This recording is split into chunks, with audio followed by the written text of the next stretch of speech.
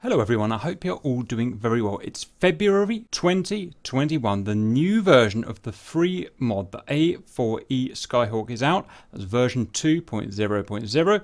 The controls, amongst other things, have changed, so let's go from scratch and look at setting up the controls. So, to check that the A4 is installed correctly, you should see it down here with an icon like that. Next, from our main menu, we will go to the options cogwheel there, controls. In this box here, we're going to select A4EC. In case this is your first plane, let me just quickly show you around. Here are the various controls that you can have. There are hundreds of them, but you only need about 10 to 20, so don't worry too much about that. Each one of those controls will belong to a category that we'll look at, and then several columns showing the different controllers that we have. We have the keyboard. In this case, I've got the wing joystick. I've got the wing starter panel. I've got the wing throttle, and I've got a set of Thrustmaster rudder pedals. So the first thing that we want to do, if I scroll down, you can see that DCS loves to have a guess at setting up your controller even without your permission. And it's tried to set my wing up, and it's done it completely wrong. And it will probably be the same with yours. So the first thing I'm going to do is I'm going to go on this controller here, not the keyboard. The keyboard's okay, but this controller here, the wing joystick, and I'm going to go clear category, yes. Starter panel, yes. So whether you've got an X56 or whatever you've got, you're probably going to want to do this. My rudder pedals, clear. Then I'm going to go into this here. This is my categories. I'm going to go to axis control, which it treats differently to the other categories. And I'm going to do the same thing. It's had a guess again and it's got it wrong. Clear category.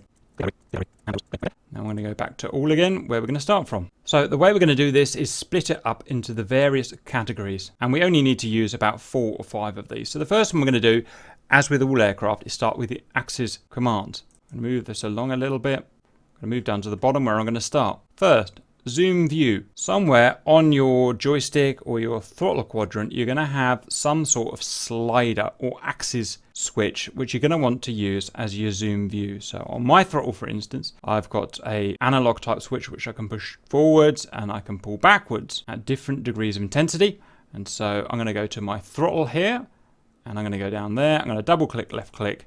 Push it forwards, push it back. It's detected it as Joy Z. And then you can see I can test it. So I can zoom in and I can zoom out. Next, wheel brakes we'll need in this version of the aircraft.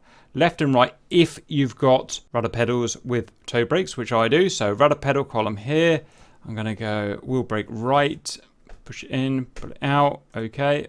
Wheel brake left, in, out. Okay. Now for me, this may not be a problem with you, but for me, I need to invert them. They will be the wrong way around as standard. So I'm going to click on that one there. I'm going to go axis tune, invert. Okay. That one there, axis tune, invert. Okay. Test them. Good. Next, thrust lever. So I've actually got 2, so I'm just going to use the one on the right in this case. So find the throttle there. Click forwards, backwards. Okay. Test. I know it looks like it's going backwards there, but it's fine. Next, the rudder. So click on the rudder pedals, move it right, move it left. Okay, test.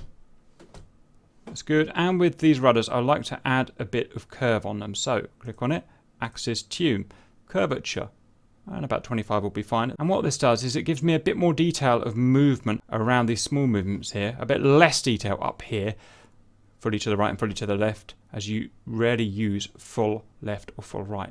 Okay, roll, and you're going to click on the wing joystick here, which is this column here. Stick fully left, stick fully right. Okay, I'm not going to add any curvature to this because this is a whopping great 2 foot long stick. It doesn't need any curvature, but you may want to if it's a smaller stick. Just check it works. It's fine. Pitch, it's forwards and backwards on the stick. Forwards, backwards. Okay, test. Again, no curvature, and that's axis done. Next category is going to be countermeasures. So I'm going to scroll down to chaff control panel, I call it now. It's just changed. 2 things I'd like to add. One is the power on and off for the countermeasure panel, because I don't particularly want to have to press it in cockpit. It's a bit fiddly. For me, I've got a 2-way switch on the right side of my throttle grip, and I'm going to use the forward motion of that for the power on off toggle. And the back motion, which I would usually use for flares, I'm going to use for this, auto. And that will start a program of chaff and or flares that you can set up. So click on there, the backwards function of that. So forwards, backwards, good. Next, ECM, categories. ECM, and you can see I've got it as E there. Just make sure that you've got something. I like to use E.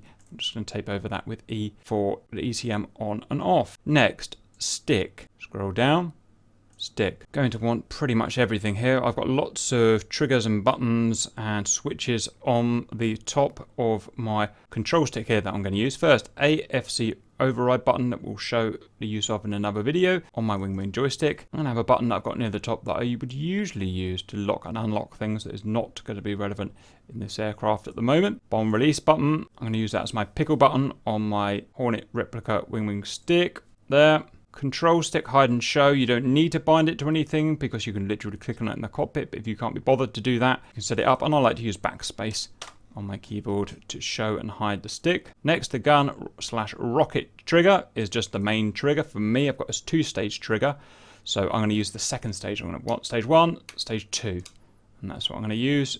Otherwise, you just use the single stage. Next, nozzle steering, which is a push and hold affair. I'm going to use the actual nozzle steering button from the Hornet replica stick, which is on the front. There we go. And then we're going to need trim. And again, I'm going to use the actual 4-way switch for the Hornet replica stick that I've got on the top right of the stick. Left wing down, nose up, and wing right. Next, throttle grip. And the first thing I'm going to do is the exterior light switch, the master switch. I'm going to use the actual switch on the left of the replica Hornet grip that I've got here. And I'm going to, for on, I'm going to do the forward position, for off, the rear position. Next, speed brake. I have a 4-way switch on the right side of the throttle grip, up and down for flaps, forwards and back for speed brake. So speed brake close will be the rear position of that. Open, the forward position of that. Next, throttle quadrant. Flaps, that same 4-way switch we were just talking about. The best one that I found to use is up, else stop, and down, else stop. So the down position is going to be that. Down, up position is going to be up. And that is the setup of my A-4E version 2.0.0. It's super easy. It's just a basic skeleton setup. If you want to go and add extra controls, then by all means do that. But just about everything else you should be able to actually click on in the cockpit, like the hook up and down lever. I hope that was useful, and see you later.